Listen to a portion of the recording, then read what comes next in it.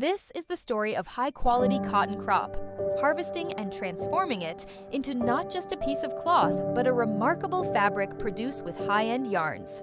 Cotton harvesting is a crucial step in the production process, marking the culmination of months of growth and care. The process begins when the cotton bolls mature and burst open, revealing the fluffy white fibers inside.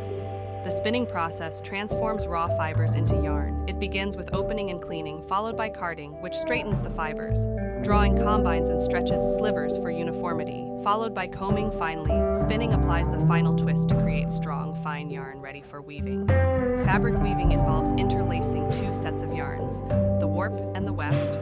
The process begins with preparing the warp by winding and arranging the threads on a loom. During weaving, the loom raises and lowers the warp threads to create a shed, allowing the weft yarn to pass through to form the fabric. Textile dyeing involves adding color to fabrics or yarns through immersion in dye solutions.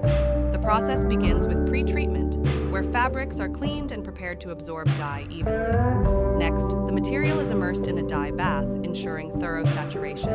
Then comes the cutting and packing process, where large bundles of fabric are divided into single suiting, cut and packed in high-quality packaging to deliver all over in Pakistan.